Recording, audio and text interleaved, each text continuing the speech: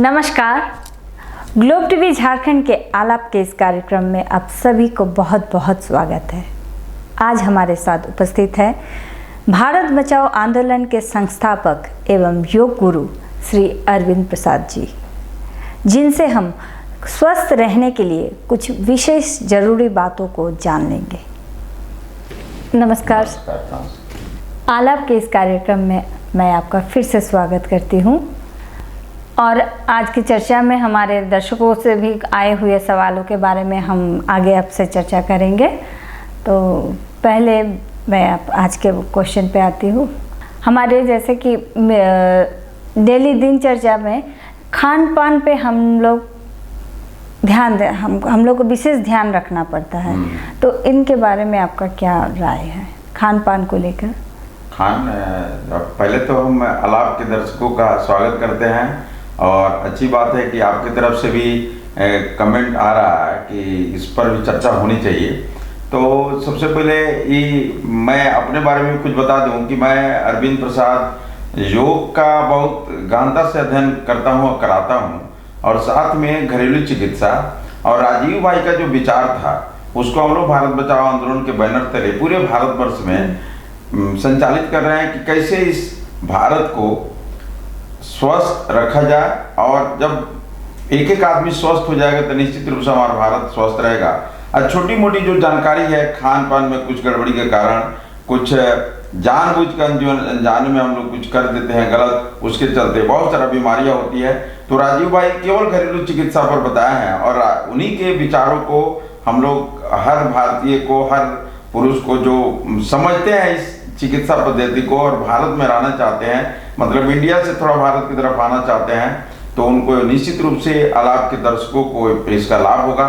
और अच्छी बात है कि आपके द्वारा भी कुछ क्वेश्चन इसमें से आ रहा है, तो मतलब हम इतने समझ सकते हैं कि आज का जो दर्शक उजागर हो रहा।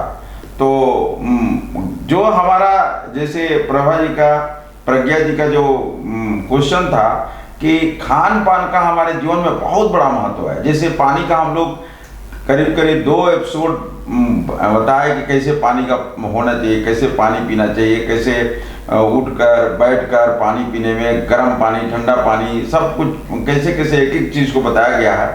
फिर भी जहाँ पर और जानकारी जरूरत होगी, दर्शक जो चाहेंगे उसका सबका जवाब दिया जाएगा।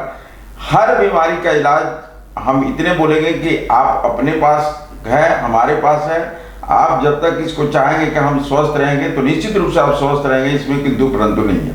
स्वस्थ रहना आपके हाथ में है। कोई डॉक्टर दुनिया का आपको स्वस्थ नहीं कर सकता है जब तक आप नहीं चाहेंगे। लेकिन इसके लिए आप चाहते हैं कि मैं स्वस्थ रहूं, लेकिन उस नियम को अपनाते नहीं है जिस नियम को जानना चाहिए और जानकर अपनाना चाहिए। बहुत आदमी जान लेते हैं लेकिन मानते नहीं है, और बहुत आदमी मानते हैं लेकिन जानते नहीं है। तो बहुत बड़ा टर्म है कि जानना और मानना। तो दर्शक इसको समझ लें कि हमारा जो भारतीय चिकित्सा पद्धति है, अगर हम पीछे की तरफ जाएंगे तो कोई भी आदमी बीमार नहीं पड़ता था, केवल अपना घरेलू चिकित्सा तो बाद में आता था। हम लोग खान पान को ही अपना दवा के रूप में यूज करते थे, तब कभी भी लोग बीमार नहीं पड़ता था। जी सर जी, इस खान पान के नियम से मन में एक क्वेश्चन आ रहा है कि दूध और दही का सेवन कैसे करना चाहिए? तो ये तो क्वेश्चन ठीक है, लेकिन क्वेश्चन को फिर से हम लोग पहले भी बता देंगे। देखिए, दूध और दही बहुत ही अच्छा क्वेश्चन है। जैसे कि इसका चर्चा हम लोग आगे एक एपिसोड में कर चुके हैं, लेकिन इसको लेते हुए हम दूसरे सवाल पे जाएंगे। तो दूध और दही का कैसे? बहुत ही अच्छा सवाल है। देखिए, बहुत जो महिलाएं हैं, खासकर जो अपने बच्चों को स्कूल में भेजती है, उसमें बच्चों को दिन में दूध पिला देती है जी। सुबह में दूध पिलाकर, और आप देख रहे होंगे लड़का दूध पीना नहीं चाहता, वो जबरदस्ती उसकी माँ जबरदस्ती पिलाती है, जबकि उस समय सुबह में दूध पिलाना ही नहीं चाहिए। अगर वो बच्चा को जूस दे दीजिए तुरंत पी जाएगा। तो प्रकृति मानता है, लेकिन जबरदस्ती हम पिलाते पिलाते उसको आदत लगा देते हैं। दूध पाए तो दूध उसको हम लोग पिला देते हैं। तो दूध और दही, तो अगर मान लीजिए कि दूध और दही को पिलाना है तो दूध का हमेशा समय है सूर्यास्त के बाद जी। और दही का जो हमेशा यूज करना चाहिए दिन में। और आप भी जानती हैं कि दूध जो होता है बेस है और दही होता है एसिड। तो अगर जैसे हम दही को रात में खाते हैं तो एसिडिटी बहुत ज़्यादा फॉर्म होता है और उसके चलते शरीर को दिक्कत हो। सर एक सवाल है, जैसे दूध और दही किसके साथ सेवन करने से हमारे शरीर को फायदा मिलेगा? तो दूध और दही, देखिए दूध और दही, दूध अलग है, दूध का हम पहले बता देते हैं। दूध का किसके साथ खाना चाहिए? तो दूध में कोशिश करना चाहिए कि सबसे अच्छा चीज अगर कुछ है तो दूध में हम अगर हल्दी मिला देते हैं तो आज के डेट में जो कोरोना महामारी चला हुआ है, अगर किसी भी व्यक्ति को दूध में दही को अगर कच्चा हल्दी खासकर अगर उसको थोड़ा सा सील पर पीसकर कच्चा हल्दी को जो अदरक जैसा रहता है और उसमें बॉयल करके दे दिया जाए तो निश्चित रूप से खांसी की कोई समस्या आएगी नहीं। जी एक सवाल है, जैसे कि कच्चा हल्दी चाहिए कि ऐसे हम लोग को जो बाजार में मिलता है पाउडर वाला उससे भी हम ले सकते हैं? बाजार में मिलता है सूखा हल्दी, लेकिन अगर सूखा हल्दी से अच्छा रहेगा कच्चा हल्दी सूखा, क्योंकि अगर 100% फायदा लेना है तो कच्चा हल्दी में जो रस होता है उसमें ही ज्यादा पावरफुल रहता है। तो कच्चा हल्दी का विशेष महत्व है। लेकिन अगर नहीं मिलता है तो बाहर का तो हम बोलेंगे पाउडर मत यूज करिए। अगर आप अपने से पिसवाई हुई है घर में, मैंने जिस विश्वास है कि हम अपने घर पर पिसवाए हैं चाहे सामने में मशीन में पिसवाए हैं, तो उसको दूध में डाल के और उसको पूरा बॉयल करा दीजिए। अब बॉयल कराने के बाद उसको हर शाम को रात में सोते समय या सूर्यास्त के बाद पिलाएंगे तो निश्चित रूप से खांसी की समस्या उसका कितना भी पुराना खांसी हो ठीक कर देगा। लेकिन फिर भी बहुत आदमी को देखते होंगे कि आप उसमें गला में खराश आते रहता है, हमेशा खसर खसर खसर खसर करते रहता है, तो उसका अगर 100% निजात पाना है तो कोशिश करना चाहिए कि बॉयल करते समय 1 या 2 चम्मच देसी गाय का घी उसमें उसको बॉयल करके पिलाइए। 2 से 3 खुराक में काफी है, उसको खराश को निश्चित कर दूर कर दूध में घी डाल। लेकिन वो जर्सी गाय का नहीं होना चाहिए। हम गाय का जहां संबंध हम बोलेंगे तो गाय का मतलब देसी गाय। जैसे गाय भारतीय नस्ल की गाय बहुत है, ये नहीं कि बहुत लोग उसको जर्सी गाय बोल देता है। जैसे गिर गाय हो गई जो गुजरात की गाय है, थारपारकर है, राठी गाय है, गंगात्री गाय बिहार और उत्तर प्रदेश के जो गंगा के किनारे में रखी हुई बसी हुई गाय है, कॉकरोच गाय है, मैंने बहुत सारा प्रजाति है जो देसी गाय में हम लोग यूज कर सकते हैं। और देसी गाय जहां भी हम चर्चा करेंगे, चाहे घी का, चाहे दूध का, चाहे दही का, हम लोग देसी गाय का ही चर्चा करेंगे। जर्सी गाय के बारे में इतिहास बहुत खराब है और उसका दूध तो पूरे विश्व में चल रहा है कि दूध बहुत ही नुकसानदायक है। A2 चल रहा है उसका चक्कर। लेकिन हम लोग यहाँ पर जो मेन चर्चा है, हम लोग भटकना नहीं है रास्ता से। तो हम लोग को कोशिश करना है कि अलाप के दर्शकों को एकदम जो हम चाहते हैं कि अलाप के जो दर्शक हो एकदम एक एक बात को समझ लें। हम समझाने में अगर कहीं भी कुछ है तो आप कमेंट बॉक्स में डालिए और जरूर उसको क्वेश्चन का हम लोग जवाब देंगे, क्योंकि हमारा उद्देश्य ही है और राजीव भाई का भी उद्देश्य था कि लोगों को भारतीयता का दर्शन कराया जाए। और भारतीयता का दर्शन कराने के लिए ही हम लोग इसको प्रोग्राम को आगे बढ़ा रहे हैं। और आपके हर समस्या का हम आपको दावा के साथ बोल रहे हैं कि अगर आप के पूरे एपिसोड को ढंग से देखिए और मनन करिए तो आज आपको धीरे धीरे हम लोग योग पर भी लेके चलेंगे। योग जो इतना ये नहीं कि हम हाथ पैर घुमा दिए, हम बार बार बोल रहे हैं तो वो योग नहीं हो जाता है। योग का जो प्राणायाम मेन फैक्टर है, जो शरीर के इंटरनल पार्ट को, जैसे उसको सॉफ्टवेयर है कंप्यूटर का भाषा में, तो उसको 100% ठीक करने का ताकत योग में है। तो धीरे धीरे हम लोग योग पर भी बताएंगे कि योग में कितना बड़ा, लेकिन अभी इतना वास्ट चीज है कि पहले हम लोग घरेलू चिकित्सा, हम आयुर्वेद पर नहीं जाएंगे तो बहुत बड़ा ज्ञान है। तो हम लोग कोशिश करेंगे कि पहले छोटी छोटी घरेलू उपचार के चलते द्वारा आपको हम कैसे स्वस्थ रहें तो उसको करना है। तो हम बहुत दूध का भी हम जिक्र कर रहे थे, तो दूध में हल्दी सबसे अच्छा है।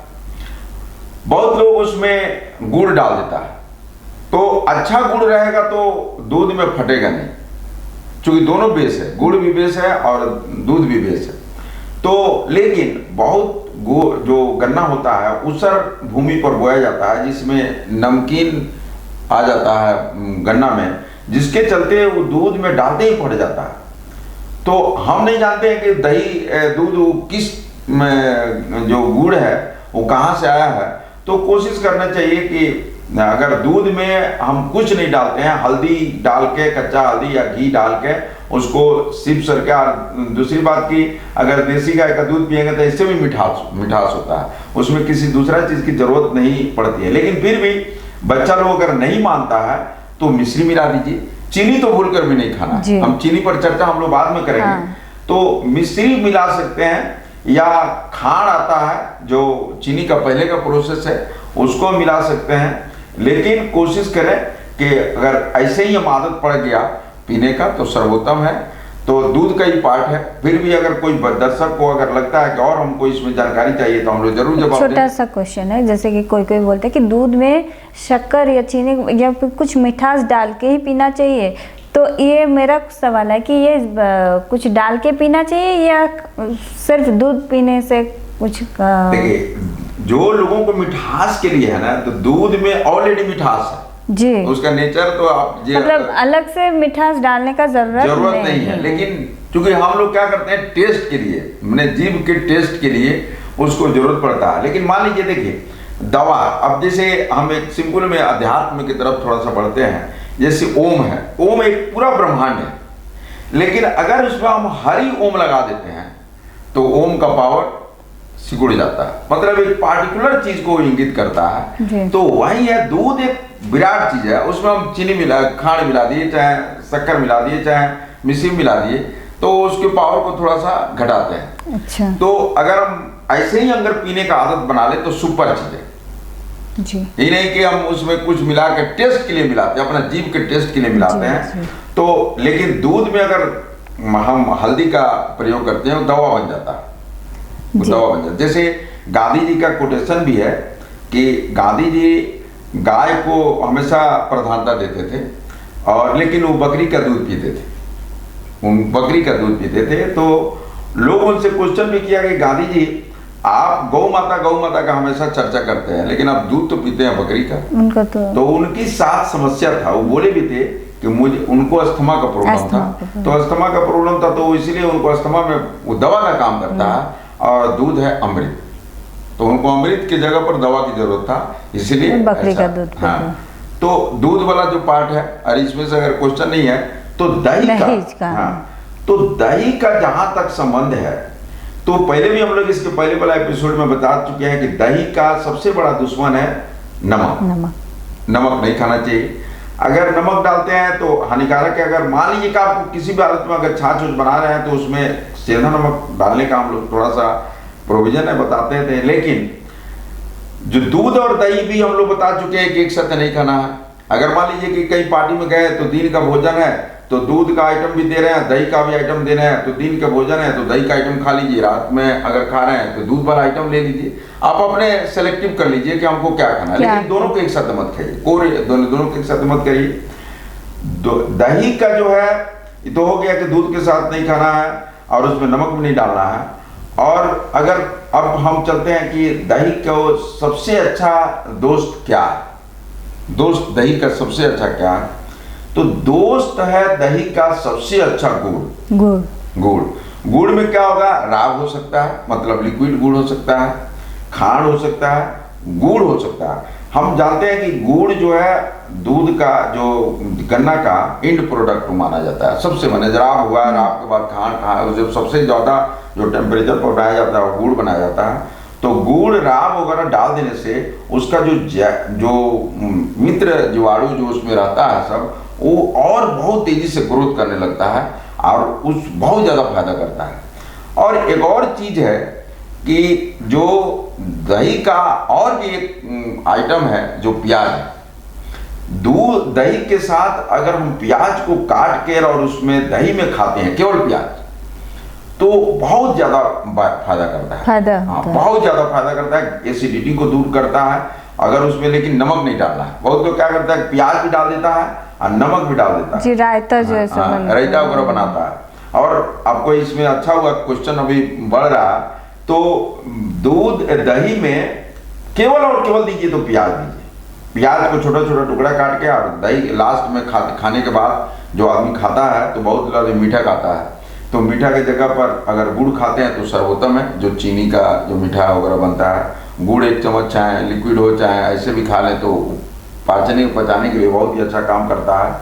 तो प्याज अगर खाने के बाद प्याज और दही मिला के खा लेते हैं तो बहुत ही अच्छा है एसिडिटी को। लेकिन दिन में दूध के साथ जहां तक आप रायता का बात क्वेश्चन की, तो पहले भी हम लोग बता दें कि दही और उड़द का दाल एक दूसरे का दुश्मन है, तो उड़द दाल नहीं खाना चाहिए। दही का बने दोनों हेवी प्रोटीन हो जाता है और उसको नुकसान करता है। फिर से दही के साथ खीरा का संबंध खराब है। लोग क्या करता है, रायता के रूप में बनाता है खीरा, तो खीरा और दही एक दूसरे का दुश्मन है, नहीं खाना चाहिए, वो दोनों नहीं खाना चाहिए। तो कोशिश करें कि आप या तो गुड़ खाएं और नहीं तो प्याज को काट के खाएं, और नमक तो खाना नहीं है। तो ये है।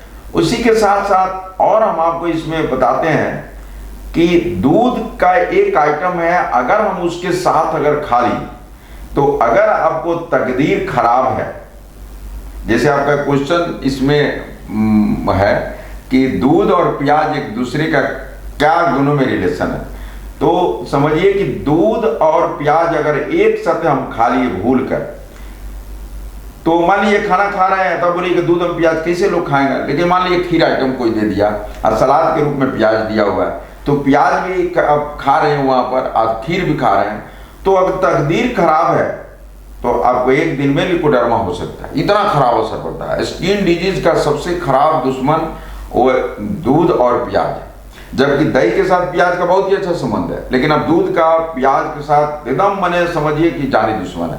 तो हमको दूध और प्याज भूल कर भी एक साथ नहीं खाना, किसी भी हालत में नहीं खाना। तो प्याज और दूध एक साथ वर्जित करें। दही और प्याज बहुत ही अच्छा है, गुड़ के बाद उसका नंबर है। तो और आपको दर्शक इस पर बोलेंगे क्या कारण है, तो ये आपको दोनों विरुद्ध आहार है। माने एक आहार की जैसे आप लोग सुनते हो कि विरुद्ध आहार में कौन कौन आता है, जैसे कटहल का अगर हम दही दूध के साथ खा लेंगे तो नुकसान करता है। अगर आप सुने होंगे दर्शक सब कि मधु और अगर घी समान मात्रा में अगर खा लिया जाए और 4 दिन खा देगा तो शरीर पूरा विषैला हो जाता है, माने इतना विष होता है। लेकिन उसी में आप बहुत लोग क्वेश्चन करता है, दर्शक आप लोग जरा ध्यान से सुनिएगा गुरुजी की बातें। तो बहुत लोग इस पर एक करता है कि चनामृत जो बनता है उसमें घी भी पड़ता है और मधु भी पड़ता है, तो दही वगैरह भी पड़ता है। तो लोग क्वेश्चन करते हैं उसमें तो पड़ता है, लेकिन हम जो क्वेश्चन कर रहे हैं, आप अच्छा बात बोली दर्शक लोगों के ध्यान से सुनिएगा कि हम बोले कि केवल अगर समान मात्रा में मधु और घी एक साथ खाना दुश्मन है, लेकिन जब हम चनामृत बनता है उसमें मधु पड़ता है, घी पड़ता है, गोमूत्र भी पड़ता है, दही भी पड़ता है, दूध भी पड़ता है। तो इस सारे आइटम मिलके चनामृत बना होता है, अमृत बन जाता है। तो उसका अलग है, सबका एक दूसरे का काट और अमृत बनाता है। तो यहाँ पर यही है कि हम लोग जाने अनजाने में कुछ ऐसा गलत काम कर देते हैं जिसके चलते हमको भोगने पड़ते हैं, हमको बीमारी हो जाता है। तो आलाप के जो ग्लोब टीवी झारखंड के जो आलाप कार्यक्रम है उसमें हम लोग इसको बहुत आपके दर्शक को इतना एक एक चीज का जानकारी दे रहे हैं, और आप इसको ध्यान से इस को देखते रहिए। अगर कहीं भी आपको लगता है कि नहीं हम इसको क्वेश्चन करना चाहिए तो आप क्वेश्चन करिए, हम लोग अगला बार में उसको जवाब जरूर देंगे, इसमें किंतु परंतु। लेकिन हमका यही है कि आप केवल इस कान से सुनकर उधर मत निकाल दीजिए, इसको समझिए और समझकर अपने परिवार में, अपने आप पर और दूसरों को समझाइए। और केवल इतना हम लोग कर लेंगे तो निश्चित रूप से आपको मैं आशा दिलाता हूँ, दावा करता हूँ कि आप पूर्ण निरोगता प्रदान करें। सर, हम चर्चा को जारी रखते हुए आगे बढ़ते हैं हमारे दर्शकों से आए हुए सवालों की तरफ। जैसे हमारे एक दर्शक है श्यामा अग्निहोत्री, जो पूछती है सर नर्व प्रॉब्लम का कुछ इलाज बताइए। देखिए, नर्व्स का जो जहाँ तक इलाज है ना, तो उसमें जो है योग पर जाना पड़ेगा आपको। और उसमें अनुलोम विलोम और कुछ सूक्ष्म व्यायाम के चलते आप नर्व्स में बहुत सारा विराट वर्ड है। आप नर्व्स जो श्यामा जी बोल दी, तो उसमें आपको क्या प्रॉब्लम आ रहा है ना, उसको आप अगले एपिसोड में जरूर पूछिए कि हमको प्रॉब्लम कहाँ है, उस पर हम लोग चर्चा करेंगे, क्योंकि इसका बहुत विराट वर्ड है नर्व्स। तो आपको जो समस्या हो रहा है ना, उस समस्या के बारे में अगर क्वेश्चन करिएगा डायरेक्ट कि हमको क्या क्या प्रॉब्लम हो रहा है, तब उस पर हम लोग चर्चा करेंगे। आपको नर्व्स से एकदम सीधे बोल दी, तो उसमें अनुलोम विलोम अगर करिएगा, भस्त्रिका प्राणायाम करिएगा और बहुत सारा योग का जो एक्सरसाइज है उसको करिएगा, तो निश्चित रूप से नर्व्स की समस्या होगा नहीं। लेकिन अगर कुछ है तो जरूर आगे वाला एपिसोड में पूछिएगा कि आपको कहाँ पर प्रॉब्लम हो रहा है, तब हम लोग बताएं। सर, नर्व प्रॉब्लम के साथ कुछ खान पान का जो बेसिक है, जैसे कि हर आदमी इसको फॉलो कर सकता है, ऐसा कुछ? देखिए, तो उसमें अब जैसे हम मान लीजिए कि क्या होता है नर्व्स प्रॉब्लम में, क्या होता है कि आदमी उसमें हम लोग देखते हैं कि पानी कम पीना लगता है। बहुत आदमी पानी भरपूर पीते नहीं है।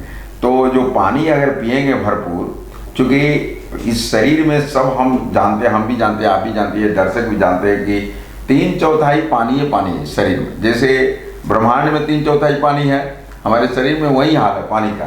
तो पानी अगर हम पिएंगे कम, तो धीरे धीरे हमारा जो नर्व्स, जिसमें करीब 72,72,72,210 नस नाड़ियाँ पूरा ब्लड और हवा वगैरह का संचार के लिए है, तो वो पानी के अंदर में अगर पानी के जाल में अगर रहेगा तो उसको तरोताजा मिलेगा, तो दिक्कत नहीं होगा। लेकिन मैक्सिमम आदमी खाना खाते रहता है लेकिन पानी नहीं पीता। तो जरूरी है कि हमको कम से कम, सबको हम लोग दर्शक को बाहर आज भी बता रहे हैं, पानी का बहुत करीब हम लोग 2 एपिसोड किए हैं इस पर। तो पानी अगर भरपूर पिएंगे, कोशिश करिए कि हमारा दिमाग में बैठा रहेगा कि हमको 5 लीटर पानी किसी भी हालत में पीना है। अब पानी अगर बॉयल करके पीजिएगा तो हमको लगता है कि नर्व्स की प्रॉब्लम आएगा नहीं। आप थोड़ा सा अगर मान लीजिए कि नर्व्स में हो सकता है कि अगर मोटापा हो, तो थोड़ा चलने फिरने का आदत डालें, एक जगह और बैठे नहीं रहें, तो प्रकृति के साथ थोड़ा सा घूम घाम करें इधर उधर, तो निश्चित रूप से नर्व्स की समस्या खत्म हो। मैं आशा करती हूँ आप सर की बातों को समझ पाए होंगे। और जैसे कि हमारे आगे के एपिसोड्स में पानी के बारे में विस्तारित रूप से चर्चा किए हैं सर, तो उनको आप फॉलो कीजिए। सर, अब हम आगे बढ़ते हैं हमारे दूसरे दर्शक के सवाल की तरफ। राजवीर सिंह जो सवाल करते हैं, सर मैं रोज़ सुबह 10 बजे घर से ऑफिस के लिए निकलता हूँ और लेट से घर पर आ पाता हूँ। सर, कुछ उपाय बताइए वेट घटाने का।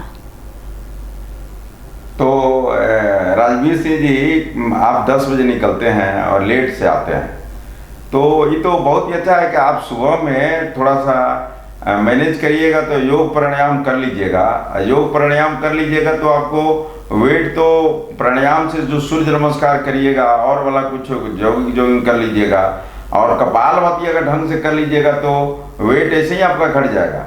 और आप जब घर से निकलते हैं तो आप तो जरूर नाश्ता पानी पूरा लेके जाते होंगे, तो समय पर आप उसमें साथ पानी भी अपने साथ लेके चलिए। पानी का प्रयोग ज़्यादा करिए, कोशिश करिए कि आपका वेट जो जितना है, अगर 10% नहीं पी सकते हैं तो 10% -2 kg। मान लीजिए कि आपका शरीर 80 किलो है, तो अगर नियम है कि 8 लीटर तक आपको पानी पीना है, लेकिन 8 लीटर अगर पानी नहीं पी पाते हैं तो कम से कम 6 लीटर तो पीना ही आपको।